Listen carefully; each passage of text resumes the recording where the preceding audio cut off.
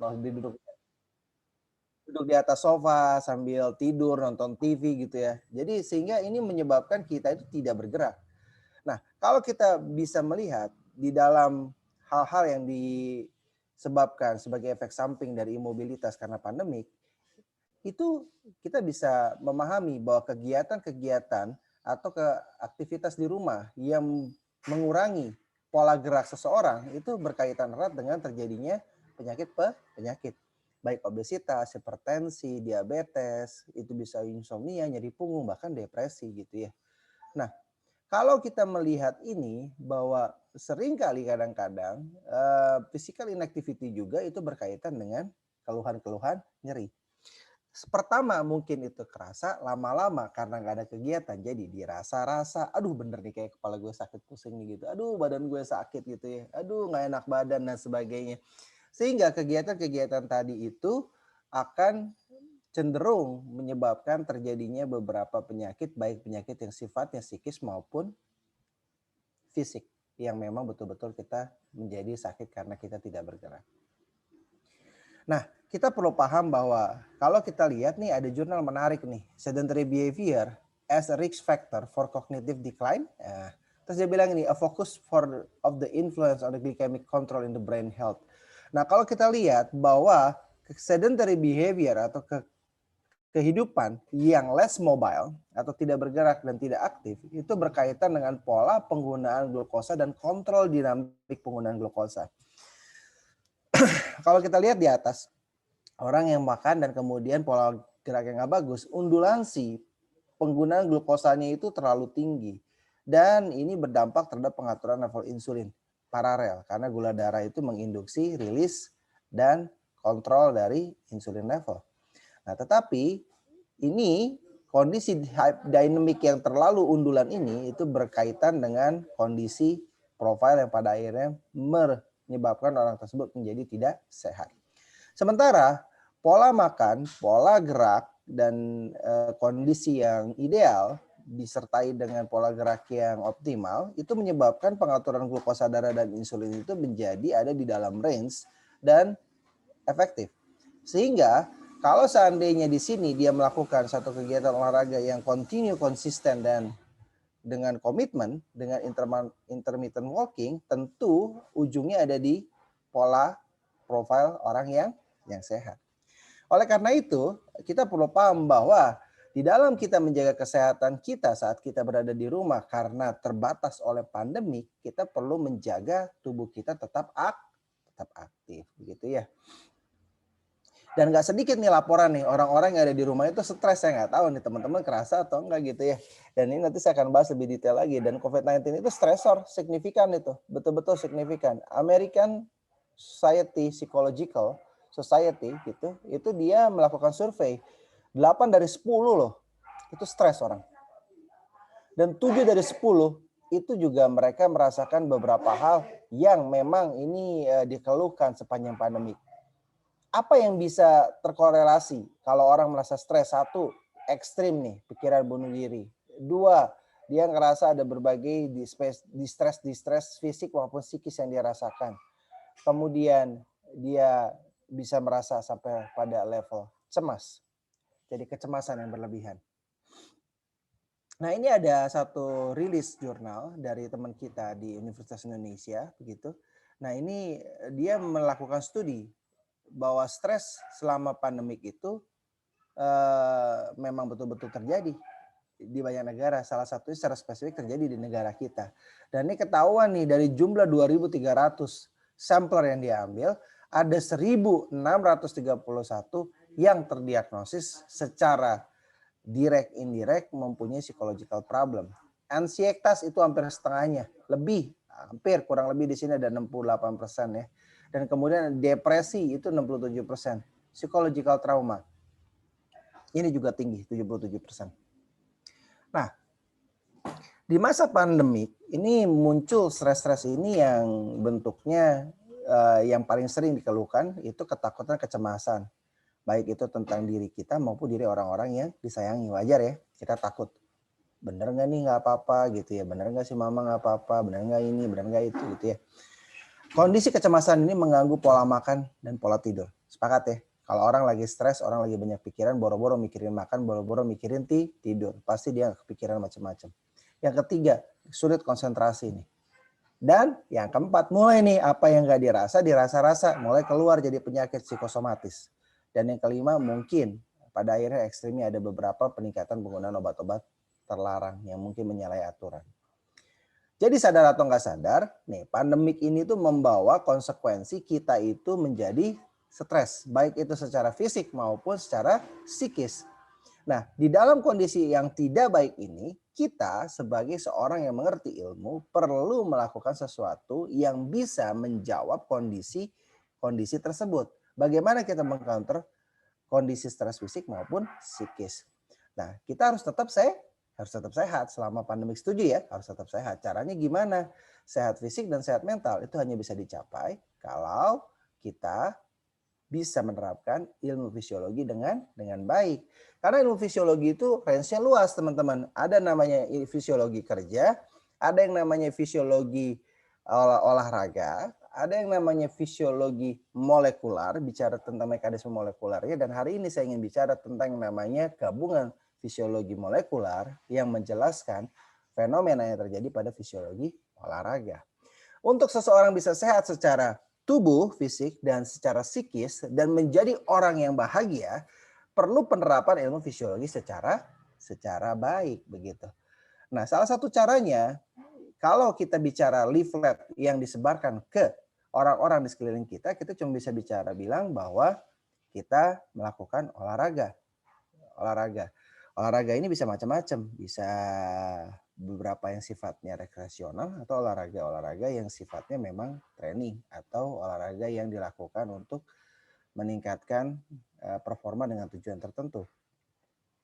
Nah, pertanyaannya bagaimana kita bisa mendorong orang-orang tersebut untuk melakukan kegiatan-kegiatan itu secara reguler, gitu. Memaksa mereka keluar dari bangku mereka dan mereka mau untuk melakukannya itu dengan aktif sehingga mempunyai pola hidup yang sehat. Ini penting nih, gitu. Ini penting sekali nih.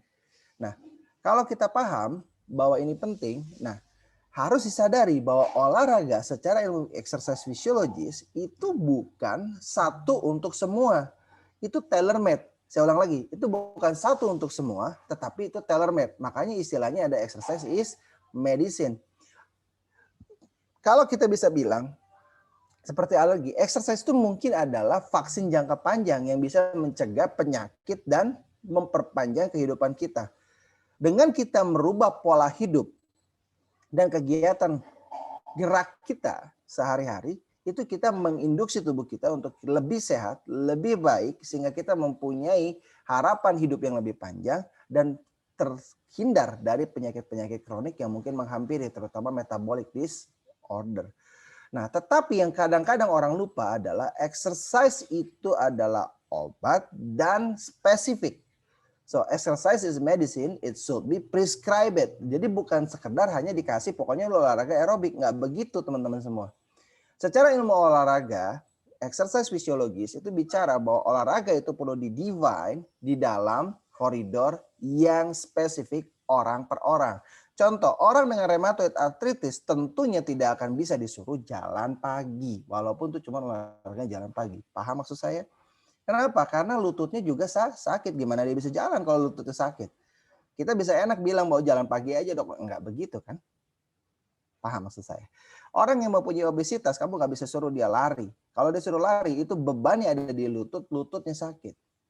Sehingga orang-orang dengan obesitas itu cenderung kita suruh untuk olahraga tipenya aquarobik. Kenapa aquarobik dok? Kalau dia masuk ke dalam air, dia olahraga di dalam air, berenang atau dia berjalan di sekeliling kolam, berat badan dia tertopang oleh air. Sehingga beban ke lututnya menurun. Itu adalah ilmu. Meskipun hanya memindahkan rekomendasi dari olahraga di luar masuk ke dalam kolam. Dari tipikal yang tadinya dia treadmill dan berjalan di luar dengan dia masuk ke dalam kolam. Boleh nggak orang yang obesitas atau orang dengan RA yang stable, tidak ada serangan, menggunakan sepeda statis? Jawabannya boleh. Kalau sepeda di luar, saya cenderung enggak. Kenapa? Karena sepeda di luar cenderung orang emosional kan. Kalau dia naik sepeda itu dia ikutin temannya, dia nggak lihat medannya itu inclining, declining, atau jalannya lurus. Kalau dia bisa pastiin dia main di dalam trek jalan lurus, berarti bebannya sama sepanjang dia melakukan aktivitas itu oke. Tapi kalau seandainya ternyata dia melakukan aktivitas sepeda, jalannya inclining itu bebannya naik, itu juga beban buat lututnya dia. Daripada begitu mending dia disarankan untuk melakukan sepeda statis. Sepeda statis kamu bisa ukur, kamu bisa pantau, kamu bisa cegah itu terlalu berat atau terlalu ringan. Makanya olahraga itu kita minta untuk spesifik. Exercise is medicine. Dan gak bisa itu kamu terapkan olahraga buat saya sama dengan olahraga buat Niko misalnya atau buat Komang. Atau buat teman-teman yang hadir di sini misalnya buat Husna atau buat Al Adivinda. Gak bisa. Kenapa? Karena jawabannya exercise is medicine. Nah, di dalam kita melakukan exercise, kamu harus paham exercise-nya ada dua. Ada namanya aerobic exercise, ada namanya aerobic, anaerobic exercise. Ada aerobic training, ada anaerobic training. Apa bedanya? Nah, kalau kita lihat aerobic activity atau aerobic training itu membutuhkan oksigen. Nama juga aerobik, betul. Jadi nggak boleh lupa butuh oksigen. Dan biasanya dia bekerja pada otot-otot dengan primary tipe 1 yang aktivitasnya tinggi begitu. Yang membutuhkan muscle endurance dan biasanya dengan aktivitas yang teratur tersebut meningkatkan capillary size dari area tisu otot tersebut. Membantu dan mendorong jantung untuk memompa darah lebih efisien dan lebih banyak. Semakin kita melakukannya dengan rutin, heart rate kita cenderung turun, stroke volume kita semakin bagus, resorpsi dan penggunaan oksigen semakin optimal di jaringan-jaringan perifer. Kemudian ini biasanya olahraganya bisa kita kerjakan sustain dalam waktu cukup panjang. Itu yang aerobik. Heart rate-nya biasanya kisaran yang ditarget itu adalah 120 sampai 150 beat pulse rate per maksimumnya segitu. Nah, berapa maksimum dok kita bisa melakukan aktivitas denyut nadi kita, berapa sih perform atasnya? Kamu punya umur kan? Nah, 220 kurang umur. Ketemu tuh berapa? Nah, biasanya kurangnya 10% dan plus minusnya di situ, ada di situ denyut heart rate-nya. Misalnya kamu umur 28 tahun. Gitu ya. Umur 28 tahun 220 kurang 28, berarti 192. 192 kurangi 10% ya 180. Jadi maksimum denyut heart rate kamu tuh jangan lebih dari 180. 160 tuh udah warning tuh, udah ngap-ngapan tuh pasti itu. Gitu ya. Nah, yang kedua adalah tipe anaerobic activity atau aerobic exercise. Nah, aerobic exercise ini biasanya nggak perlu oksigen karena dia menggunakan dengan sistem metabolisme yang sifatnya anaerobik. Nah, kemudian ini biasanya bekerja olahraga-olahraga menggunakan tipe 2 dari serabut otot. Tipe 1 apa dok? Tipe 2 apa dok? Nanti kalau baca lebih detail teorinya. Dan ini biasanya akan lebih mengembangkan menjadi ke arah hipertrofi otot ataupun kekuatan otot. Karena tipe-tipe latihan anaerobik biasanya untuk muscle builder begitu. Nah, ini menjadi penting. Contoh, kalau kamu punya orang tua atau orang-orang yang usianya di atas dan ingin mencegah kehilangan massa otot, biasanya kita menggabungkan aerobik dan anaerobik. Meningkatkan daya tahan jantung parunya dan memberikan latihan-latihan atau senam-senam tertentu dengan memberikan beban. Makanya senam untuk orang tua itu biasanya mereka suruh bawa beban kurang lebih 500 gram. Bisa itu aqua 500 mili atau dia punya beban dumbbell 500 supaya ototnya tetap aktif melakukan kontraksi relaksasi, terlatih melakukan kegiatan yang sifatnya anaerobik. Di sisi lain sambil mereka melakukan senam-senam yang sifatnya light aerobik begitu. Nah, kemudian di sini biasanya pada saat kamu melakukan kegiatan olahraga yang sifatnya anaerobik itu kamu mengerjakannya sampai lelah sekali ya gitu, sampai capek dan biasanya cenderung badan habis itu sakit-sakit semua sama kayak habis fitness ya. Kenapa? Karena asam laktatnya terbentuk dengan cepat dan terkumulasi dan menstimulasi saraf kiri menjadi badannya sakit. Berapa lama dok clearance laktat? Kalau baca 48 sampai 72 jam. Tergantung dari seberapa fit orang tersebut. Semakin dia konsisten melakukan olahraga, clearance semakin cepat. Makanya kalau kamu pergi ke tempat fitness, pertama kali kamu ngelakuin kegiatan fitness tersebut, badan kamu sakit-sakit, seminggu masih sakit-sakit, 2 minggu kemudian kamu adaptasi tuh. Beban loadnya naik terus tuh. Tapi sekali lagi, kamu harus paham, kamu ke tempat fitness itu apa yang mau kamu kejar. Kamu mau jadi aderai, atau kamu mau jadi sehat. Kalau mau jadi sehat itu kamu harus ada platform batasan sampai sejauh mana kamu ngelakuin frekuensi, intensitas, dan durasi.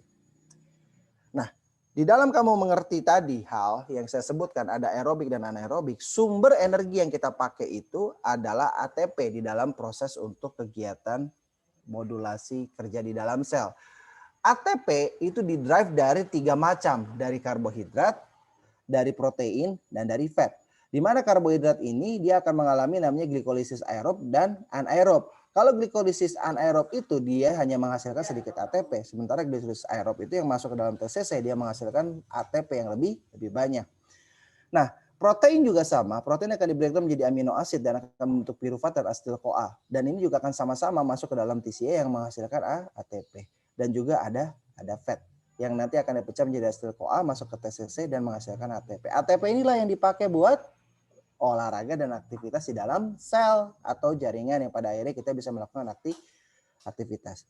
Flashback sedikit ya. Nah, tapi masalahnya, Dok, kita kan nggak tahu ini karbohidrat, protein, atau fat. Olahraga mana yang pakai jenis 3 macam ini, atau mana yang dipakai pada saat kita olahraga. Nih, saya kasih tahu nih, bahwa di dalam olahraga, itu tidak serta-merta semuanya akan langsung dipakai. Pada saat pertama kali dia mulai olahraga, dalam 1-2 menit pertama yang dipakai itu adalah ATP dan kreatin fosfat. Cadangan ini selalu ada untuk 1-2 menit aktivitas. Pada saat lewat 2 menit dan ini masuk ke menit kedua, ini mulai naik nih. Anaerobic glycolysis mulai dari massa glikogen sampai menit ke-6. Nah, kalau seandainya sampai menit ke-6 kita masih melakukan aktivitas, ini di take over nih karena ini kan habis. Jadi dia akan di take over oleh aerobik oksidasi di mana dia akan memecah massa glikogen, plasma glukos dan liver glikogen masuk ke dalam fase pembentukan ATP untuk aktivitas jangka panjang. 1 jam, 2 jam, 3 jam, 4 jam dia pindah ke sini. Dan kemudian mulai dari menit keempat sampai 1 jam ke atas itu mulai ada juga aerobik oksidasi yang memecah FFA, free fatty acid plasma, dan juga adipose tisu gliserid. Jadi kalau lu mau olahraga supaya badan lu kurus, olahraga itu nggak boleh cuma 5 menit. Jadi harus melewati fase aerobik penggunaan fuel yang kita target yaitu adipose tisu. Berapa lama, Dok? Ya ini kan lu lihat nih. 1 jam lebih kurang lebih nih di sini. Teorinya begitu. Paham ya? Ya, semoga kita lebih frame dan lebih mengerti, memahami bagaimana kita menerapkan ilmu fisiologi olahraga dan pengertian fuelnya dan membedakan olahraga mana yang mau kamu pakai dan kamu terapkan. Sehingga kalau kita mau pakai lebih sederhana lagi, pada saat kamu fasting rest gitu ya, persentase ATP itu datangnya satu dari amino acid, kemudian glukos dan fatty acid. Nah, moderate and intensity activity itu bergeser di mana penggunaan glukos setengah, kemudian penggunaan fatty acidnya setengah dan amino acidnya sedikit.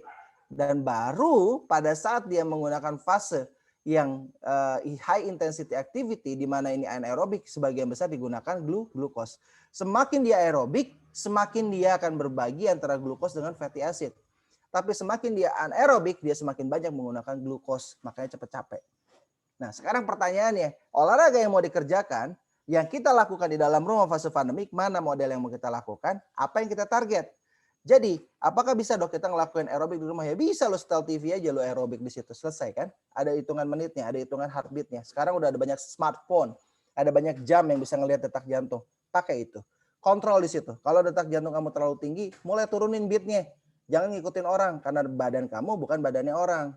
Kekuatannya kamu bukan kekuatannya orang. Kamu spesifik, nggak bisa disamain sama teman kamu. Nah, jadi simpelnya kalau kita melihat antara aerobik dan anaerobik, pada saat kamu melakukan aerobik yang berubah adalah bagaimana respon heart rate kamu akan menurun karena stroke volume kamu lebih efektif, VO2 max kamu naik dan stroke volume yang dihasilkan itu akan naik. Dengan ini naik, maka heart rate-nya nggak perlu banyak. Karena begitu sekali satu pompa, dia akan efektif tersebar ke seluruh tubuh, mencapai jaringan perifer, menyebarkan oksigen, dan memaksimalkan proses penyebaran oksigen tersebut, tergambar dari peningkatan VO2 max. Sementara untuk anaerobik, kalau kamu ngelakuin ini aktivitas anaerobik, dia akan meningkatkan strength, dia akan meningkatkan physiological cross-sectional area di daerah sini, dan neural drive, responnya itu akan jadi lebih baik begitu. Jadi lebih kuat. Jadi selama pandemik supaya kamu sehat, kamu sudah memahami dasar teori tadi, kamu bisa kasih saran yang terbaik. Kamu kasih suruh saran apa? Latihan aerobik. Berarti latihan aerobik kamu harus pikirin mau kayak apa. Jalan di tempat, naik turun tangga, jalan kaki jogging di halaman rumah, senam di kelas online misalnya gitu ya. Minimal ya 30 menit di beberapa sesi. Tapi kalau kamu benar-benar pengen nurunin lemak, bukan cuma sekedar bugar, berarti kamu harus olahraga minimal 1 jam. Untuk kamu memastikan bahwa fat mulai terkoreksi dengan baik. Dan ini bukan harus tiap hari, tetapi ada aturan dan interval yang diberikan minimal 3-5 kali per minggu. Kamu bisa lakuin apapun yang kamu mau, tetapi di dalam konteks jangan lupa program prokes, jangan lupa, awas ya prokes. Saya jadi sedih nih soalnya kayak ngomong sendiri. Semoga kamu pada ngedengerin nih semuanya ya. Saya nggak bisa lihat wajah kalian soalnya. Semoga kalian dengerin. Nah kemudian kalau latihan otot, anaerobik. Nah anaerobik ini juga bisa macam-macam. Bisa kamu dari mulai bangku, bench press, kemudian wall push up, plank, lunge, single step up gitu ya. Atau macam-macam kamu bisa download aplikasi untuk latihan beban dari smartphone dan kamu bisa lakuin di rumah. Apa-apa yang mau kamu lakuin. Ini adalah latihan untuk kekuatan otot atau anaerobik. Saya lanjut ya. Nah, bisa juga latihannya itu berupa latihan peregangan atau relaksasi. Nah, biasanya ini kamu penting dan perlu kamu kerjakan saat kamu duduk lama di depan laptop, saat kamu duduk lama dengerin kuliah, bete, bosen gitu. Jangan lupa stretching. Sama kayak kamu flight jangka panjang. Kalau kamu pernah flight untuk waktu yang panjang, kamu kerasa tuh pegelnya kayak apa. Jadi kamu harus gerakin kaki kamu. Kenapa? Kamu nanti belajar secara fisiologi bahwa fungsi valve vena kita itu ada valve-nya yang begini, yang hanya bergerak dan membuka kalau ototnya kontraksi relaksasi. Makanya duduk yang lama cenderung menyebabkan stasis. Dan kadang-kadang pada orang-orang tua yang terbang jangka waktu panjang dan lama ke negara yang jauh, biasanya keluhannya kakinya bengkak atau sakit. Kenapa? Karena stasis. Jadi caranya gimana? Pada saat kamu terbang lama di atas 5 atau 6 jam, berjalan di koridor pesawat, ke WC, goyang-goyang, jongkok berdiri, itu membantu untuk mengalirkan darah kembali ke daerah-daerah yang kita perlukan. Sehingga tidak terjadi kondisi kaki bengkak ataupun tidak terjadi keluhan-keluhan yang seharusnya bisa dihindarkan. Latihan peregangan dan relaksasi itu penting. Bentuknya kalau di rumah apa dok? Bisa macam-macam kalau di rumah sih. Jadi bisa ini dilakukan sebagai bagian dari olahraga besar yang kamu kerjakan, bagian dari olahraga inti, atau bisa jadi betul-betul dari olahraga yang kamu kerjakan seperti yoga, tai chi begitu ya. Ya boleh-boleh aja gitu. Tapi poinnya saya kembali tujuan latihan peregangan, latihan aerobik dan anaerobik mempunyai target dan tujuan yang tidak sama. Kamu harus bisa mengkombinasikannya dan mencari bentuk yang terbaik untuk diri kamu sehingga kamu paham betul apa yang harus dikerjakan dan bagaimana implementasi ilmu exercise fisiologi di dalam kehidupan sehari-hari. Kenapa dok olahraga tuh bisa menjadi baik dan penting buat kita? Karena kalau kita lihat olahraga itu direport oleh beberapa jurnal itu mempunyai efek baik meningkatkan imunitas, cardiovascular endurance system, boosting brain function, better buat air breath, kemudian menurunkan berat badan. Ini juga bisa merelaksasi beberapa sistem otot, kemudian meningkatkan density dari matrik tulang dan memperkuat dari kerja otot-otot jantung. Jadi fungsinya ada banyak. Nah, bagaimana ini dia bisa meningkatkan imunitas dan sistem kekebalan tubuh? Yang kamu harus pahami bahwa tidak semua intensitas olahraga itu akan meningkatkan satu pertahanan tubuh yang baik. Jadi moderate exercise itu adalah salah satu program dan intensitas yang memastikan kita bisa mendapatkan respon imun yang terbaik. Bukan yang berat ya, dan bukan yang ringan. Karena ini menjadi penting buat kita untuk memahami seberapa kita akan memberikan intensitas pada orang-orang yang kita akan rekomendasikan. Nah, caranya bagaimana dok? Dia akan meningkatkan neutrofil, monosit, dan highly cytotoxic T, serta NK cell subset nih. Ini penting nih. Kemudian dia juga akan mempunyai efek untuk meningkatkan IL-6 komplement imunoglobulin. Ini menjadi penting nih. Kalau seandainya kita paham bahwa IL-6 ini adalah satu hal yang menjadi mediator utama setelah orang berolahraga, kamu memahami bahwa peningkatan IL-6 ini akan berkaitan dengan beberapa fenomena fisiologis yang menjadi reason atau menjadi dasar peningkatan sistem imun yang baik pada orang yang melakukan olahraga pada akhirnya. Nah, ini yang harus kamu catat bahwa kalau seandainya orang melakukan brief vigorous atau cuma sedikit, itu tidak menyebabkan imun suppressing effect. Nah, tapi kalau dia melakukan moderate exercise intensity, begitu, dia akan meningkatkan imunitas. Dan ini biasanya kalau ini misalkan 5 menit, 10 menit ya ini kurang lebih 40 menit. 40 menit sampai 1 jam yang tadi kita bilang 30, 40 menit lah itu oke. Tapi kalau yang lama sekali kayak kita capek gitu sampai keringetan itu bukannya bagus. Itu malah akan depres sistem imun kita. Jadi olahraga yang terlalu kurang tidak baik, terlalu lebih tidak baik. Kita harus ada di dalam range rekomendasi intensitas olahraga yang seharusnya. Sehingga ini menjadi pengetahuan penting buat teman-teman semua bahwa dengan adanya intensitas olahraga yang dilakukan itu benar, resiko kita terinfeksi terhadap sesuatu dan level imunitas kita itu paralel. Jadi artinya kalau kita melakukan sedentary olahraga atau intensitasnya itu ringan, brief vigorous, itu kurang lebih kita punya resiko tuh average lah. Tapi kalau kita ngelakuin itu moderate intensitas activity, resiko kita kena infeksi itu rendah. Tapi kalau kita melakukan yang high over gitu, terlalu over, jadi kita exhausted, itu malah cenderung kita menurunkan sistem imun kita dan highly possible kita mungkin lebih mudah terkena infeksi penyakit tertentu. Ini berkaitan dengan yang namanya window teori, open window teori. Lihat deh, kalau seandainya kamu ini ngelakuin exercise dalam 2 jam, peak itu tuh muncul di sejam dan itu akan landai turun di 2 jam. Kalau kamu lanjutin itu olahraga lebih dari 2 jam, itu cenderung itu akan bounce back ke bawah. Jadi, kamu harus paham olahraga itu membutuhkan intensitas khusus dan waktu terming duration yang khusus. Nah, tadi saya udah bilang COVID-19 itu juga nyebabin stres, saya udah bilang tadi. Bahwa ini ada beberapa penelitian ngeganggu pola tidur begitu ya. Kemudian ini menyebabkan depresi pada akhirnya. Dan kalau kita lihat ini menyebabkan yang kita sebut somatofisik dan psikosomatis. Di mana psychiatric illness, somatic illness, dan multisystem illness ini berkaitan satu dengan yang lain nih.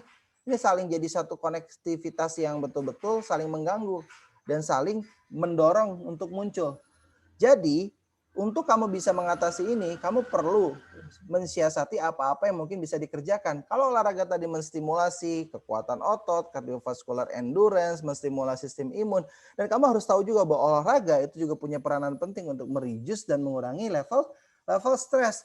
Jadi stress management itu bisa jadi menggunakan olahraga 25 menit katanya tuh jadi pas kan ya. Tadi 30 sampai 40 menit pas nih olahraga, apa ngelakuin dancing, music, nonton movie, outdoor.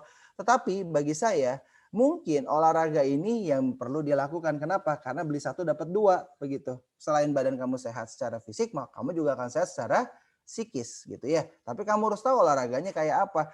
Nah, bagaimana dok olahraga bisa menjaga kesehatan mental? Yang pertama itu bisa mengurangi depresi dan insomnia melalui beberapa mekanisme. Salah satunya secara fisiologikal dia mengendorse endorfin, termogenik sehingga menstimulasi mitokondrial dan mTOR pathway sehingga HPA aksisnya nanti ini akan terstimulasi dan berubah dan dia akan mengontrol level stres di dalam tubuh kita. Dan imun sistem juga begitu, psikologikal juga pada akhirnya karena ada level endorfin yang rilis, secara psikologis orang ini akan merasa lebih tenang dan lebih nyaman dan dia bisa tidur dengan lebih baik sehingga dia tidak cenderung terganggu oleh beberapa hal di sekeliling dia. Hal inilah yang bisa meningkatkan dan mengimprove kondisi seseorang dengan hanya memberikan terapi olahraga. Nah, penting banget ya, jangan lupa. Sekali lagi orang stres itu kaitannya banyak. Kamu nahan marah gitu ya. Ini kaitannya ini bukan saya bilang nih, ada beberapa report nih.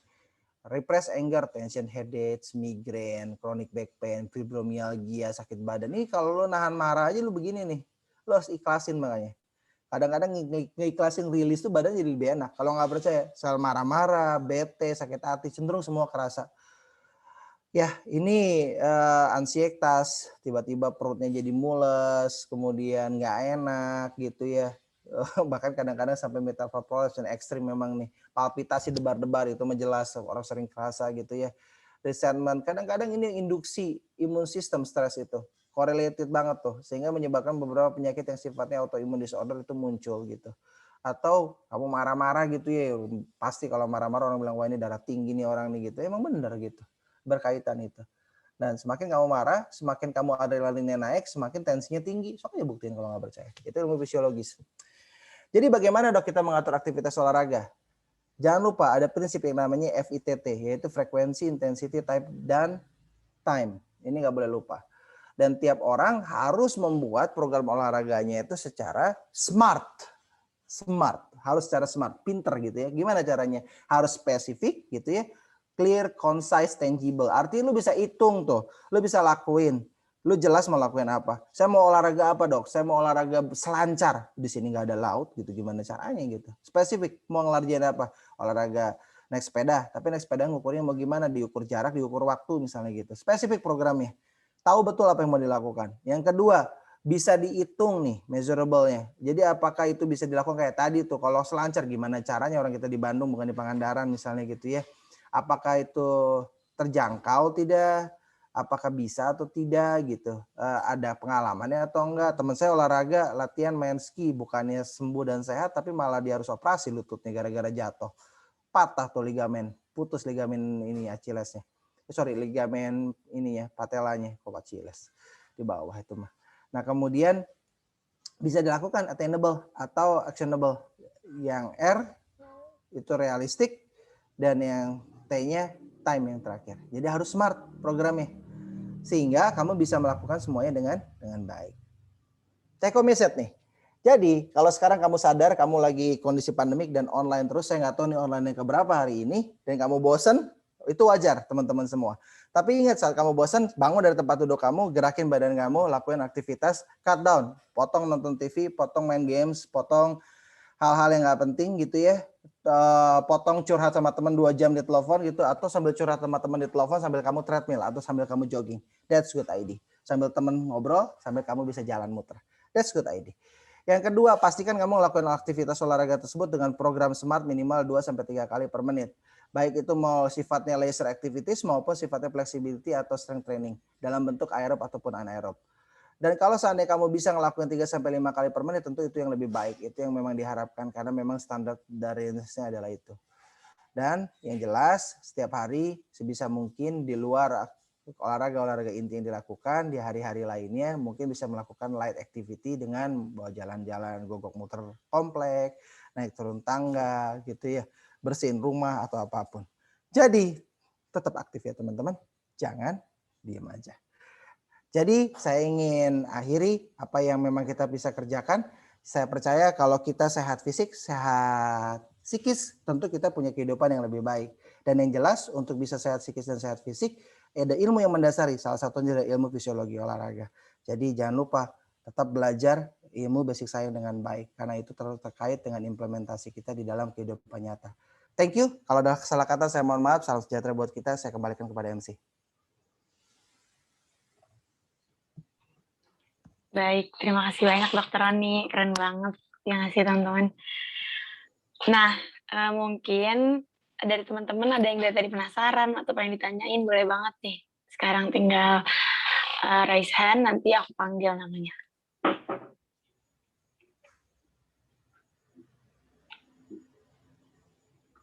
Apakah ada yang ingin bertanya? Oh, Izin, Kak. Oh ya boleh, Alifinda, silakan. Ya baik, terima kasih atas kesempatannya. Perkenalkan Dok, nama saya Alifinda. Izin bertanya Dok, untuk waktu berolahraga sendiri itu ada saran atau memang setiap waktu itu bisa atau baik buat olahraga, atau misalnya kayak bisa spesifik gitu Dok, misalnya lari pagi untuk ini, lari sore untuk ini. Terus yang kedua Dok, tadi kan sebaiknya olahraga itu tidak lebih dari 2 jam.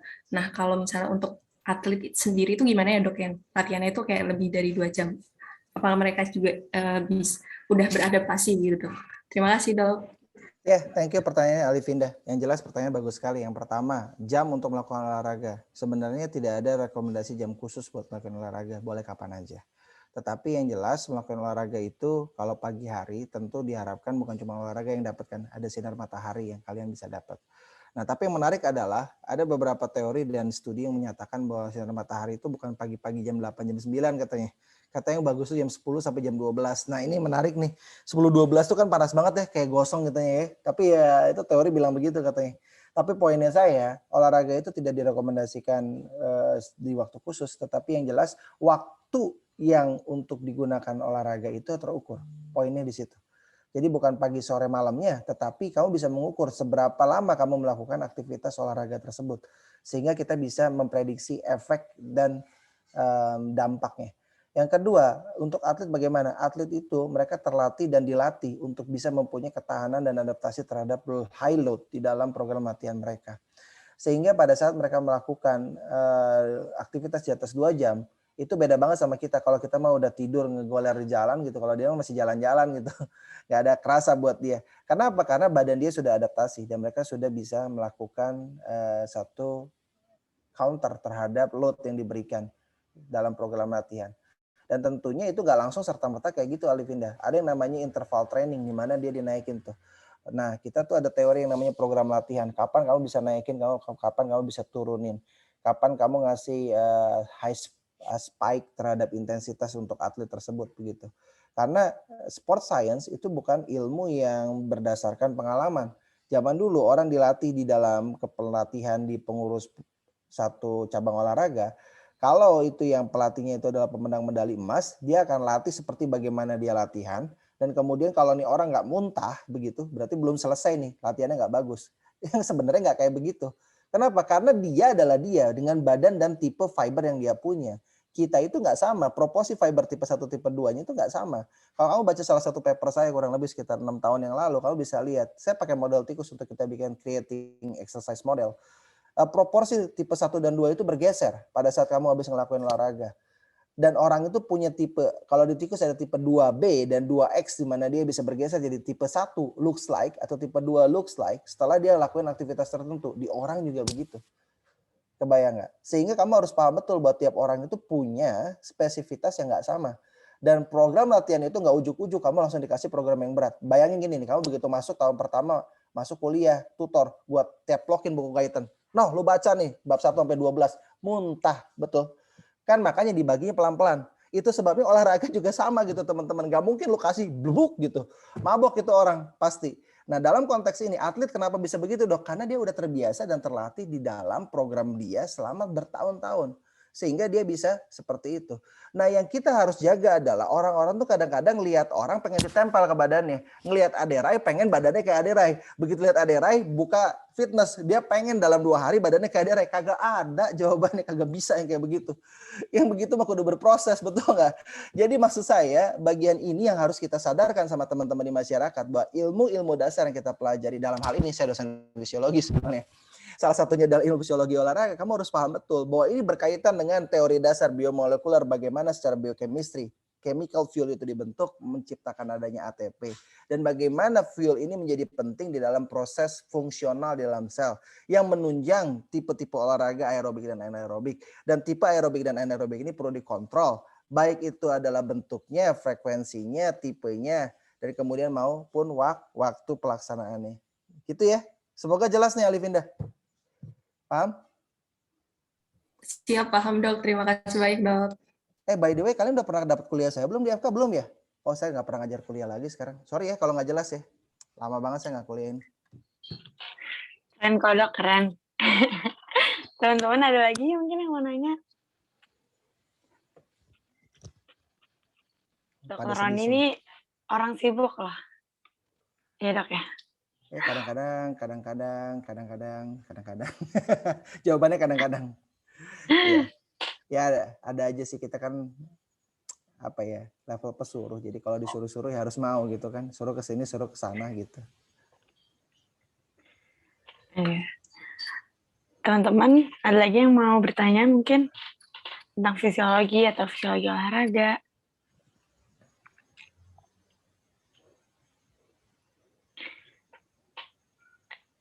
Baik, mungkin kalau belum ada, nanti mungkin kalau ada yang dari chat ke saya, mungkin bisa saya tanyakan ke dokter Roni nggak dok? Boleh. Mungkin setelah sesi ini, oke. Sebelum kita akhiri, kita dokumentasi dulu kali ya, mungkin yang bisa on cam dulu semuanya buat dokumentasi. Ada yang dari Unair nggak ya? Ada yang dari Unair. Salam buat Pak Purwo sama Dokter Bambang. Kenal nggak? Wah, pada bingung semua. Dari Jember ada. Dok, ada yang nanya nih di komen di chat. Kenapa nih? Saya bacakan ya. Selamat pagi dok, saya Agde izin bertanya. Sebelumnya saya mohon maaf dok, karena saya bertanya Gini. malu.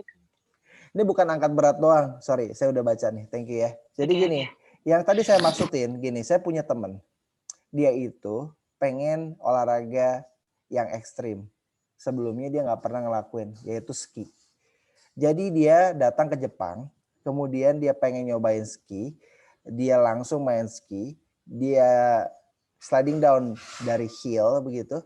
Nah itu beribet tuh, ngeserimpet gitu tuh. Sehingga kadang-kadang tipe olahraga apa yang mau kamu kerjain tuh kamu perlu pikirin dengan baik.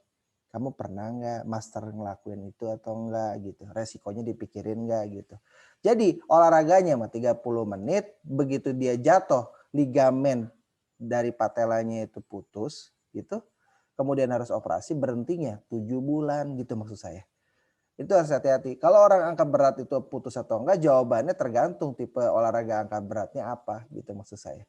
Dan ini kalau sepanjang tekniknya itu betul dan pola peningkatan bebannya itu bertahap, tentunya nggak akan cedera kan? Paham maksud saya? Cuman kan kadang-kadang orang tuh antara nafsu dan keinginan, nafsunya lebih tinggi daripada kemampuannya gitu maksud saya. Nafsunya tinggi banget pengen ngerjain itu, ternyata nggak kuat, jatuh aja misalnya gitu. Atau ngeguling aja. Nah itu pada saat kayak begitu cedera baru gitu. Nah ini yang mungkin perlu dipahami gitu ya, Agde Muzaki ya. Jadi maksud saya bukan cuma sekedar masalah dia meningkatkan massa otot kemudian cedera, ya betul, tapi kan itu bertahap nih maksud saya. Kadang-kadang yang orang tidak paham dan orang pengen cepet-cepet itu adalah dia ngerasa mampu tuh ngerjain itu tuh. Tapi sebenarnya ototnya belum siap sehingga maksud saya progres latihan yang bertahap itu menjadi penting. Dan kamu harus melakukannya itu dengan rekor yang baik. Karena kalau enggak nanti bisa miskontrol atau miscounting.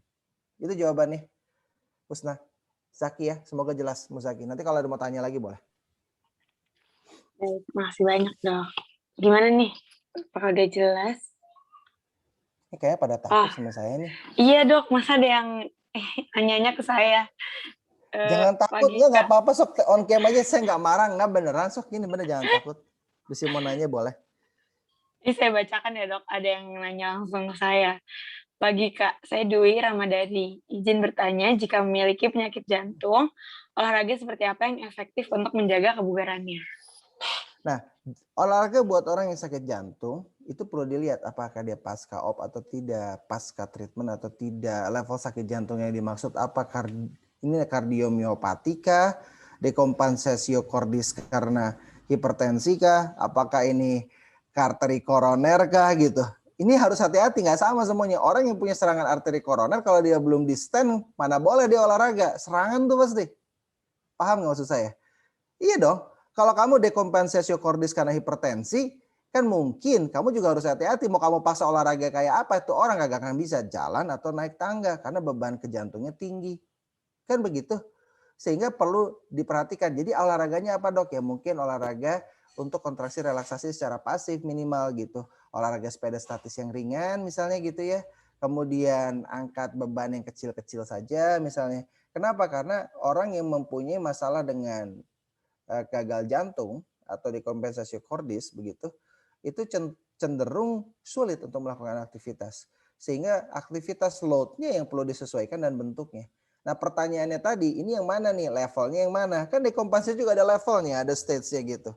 Nah ini kamu perlu pahami, inilah yang saya sebut orang itu spesifik begitu. Datang sama kamu itu nggak semua kondisinya sama. That's why exercise is medicine need to be prescribed gitu. Kamu perlu lihat baik-baik satu-satu gitu. Baru kamu kasih olahraga yang sesuai. Paham? Jadi saya nggak bisa jawab sakit jantung, jantungnya yang mana dulu nih, ada macam-macam gitu. Bisa satu kuliah sendiri gue nih. Bahaya banget nih. Pertanyaannya bagus tapi jawabannya panjang. Sorry, nanti kita kuliah secara pribadi. Tadi siapa namanya?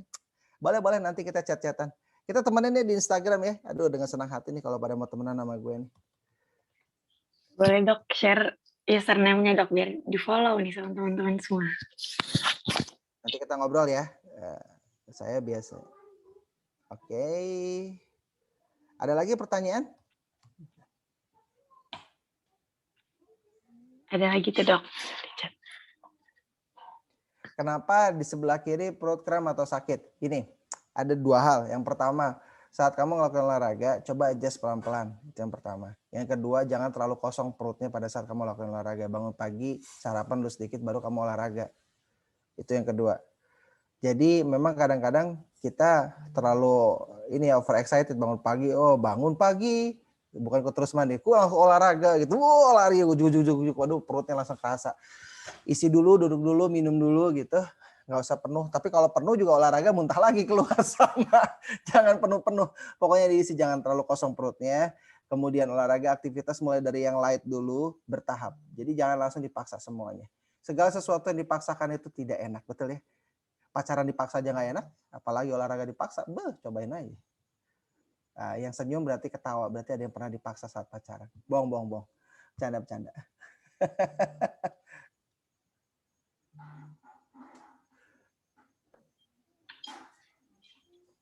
Ada yang mau nanya lagi? Anissa, buka kamera mau nanya, Nis? Enggak? Enggak langsung gitu, nggak mau. Enggak apa-apa, kok cuma nanya doang, nggak mau juga nggak apa-apa, beneran. Enggak dimarahin, cuma nanya doang, mau nanya enggak? Belum. Belum, iya nggak apa-apa. Ada lagi teman-teman. Saya sebenarnya mau nanya dok. Boleh.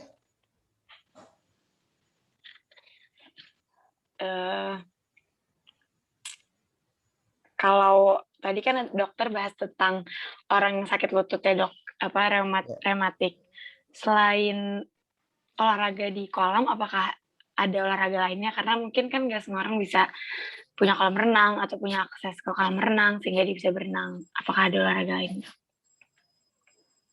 Jadi tadi, kalau untuk orang yang punya rheumatoid arthritis, sepeda statis itu salah satu way out. Kenapa? Karena kalau sepeda statis kamu bisa atur tuh load-nya. Jadi kamu bisa atur sendiri beban dan juga beratnya. Tapi kalau sepeda biasa, kan sama-sama sepeda dok, masa nggak boleh? Bukan nggak boleh, cuma kadang-kadang nggak kekontrol sepeda yang keluar itu. Karena kamu ngikutin teman biasanya, atau kamu ngikutin jalan, terus kepacu kan gitu ya. Nanti tahu-tahu selesai kaki bengkak tuh lututnya gitu. Itu yang kasihan. Jadi maksud saya olahraga itu bukan menambah injury, tapi out from injury. Harapannya kan begitu. Nah oleh karena itu penyesuaian itu menjadi penting gitu. Nah kalau seandainya memang berenang sekarang sulit, aksesnya nggak ada kolam renang gitu ya, terus takut karena COVID terlalu banyak, ya kepaksa olahraga indoor di dalam rumah. Tetapi kembali lagi salah satu yang bisa dikerjakan di dalam rumah adalah olahraga flexibility misalnya, stretching gitu ya, yoga dan sebagainya, atau statis tadi. Jawabannya itu. Baik, terima kasih banyak dok. Teman-teman ada yang mau nanya lagi?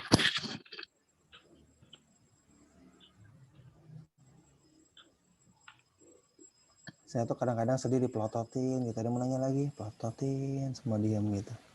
Ada yang mau nanya terus pada nunduk semua ke bawah gitu. Takut dilihat. Ada yang nunduk gitu pada matiin kamera semua gitu. Bukan ujian soka ini kok pada takut ya, orang nggak ditahannya gitu. Baru kenal dok soalnya. Oh gitu. Ini gue kalau terkenal nih sama ada Conan Edogawa nih, dia nih. Komik kesukaan gue, Conan.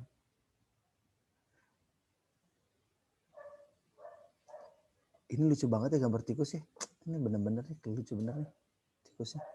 Dila Diva Day X Mipa. Oke, nah ada lagi? Kayaknya udah deh dok. Mungkin sekarang ada saya. Hai Ade mau belajar juga. Sini Dek, kita belajar. Duduk, ambil kertas kita post test. Tolong tulis NPM Dek. Kasihan banget dok. Mungkin sekarang kita langsung foto aja. Habis itu bisa ditutup. Oke. Farah, sesi foto Far. Udah deh. Oke. On cam dulu, on cam. Semuanya. Oh, jadi kalau seandainya on cam passwordnya, mau difoto on cam. Nah. Mau mulai kuliah nih, mau difoto on cam. Pada keluar semua kameranya. Bener banget. Ayo guys, nih gak ada yang mau on cam lagi nih. Ayo dong, biar seru. Nah tuh, adanya Husna aja udah masuk ke frame. Ayo. Oke, bisa langsung foto aja. Adiknya Husna mirip sama gue nih. Iya mirip ya dok ya? Setelah lihat-lihat. sama-sama satu sekolah sepak bola kayaknya. S1 SFB. Oke, ya udah ya. Kita mulai fotonya. Yuk, ditahan aja gayanya. 1, 2, Ditahan gayanya. 3. Senang. Oke, sudah. Mantap. Thank you ya. Yeay. Thank you banget Makasih semuanya. banyak, Dok. Makasih ya. Thank you, Selamat dokter. pagi. Makasih, Bye-bye Dok. semua. Thank you ya. Makasih banyak, Dok. Iya. Makasih, Dok. Makasih, Dok.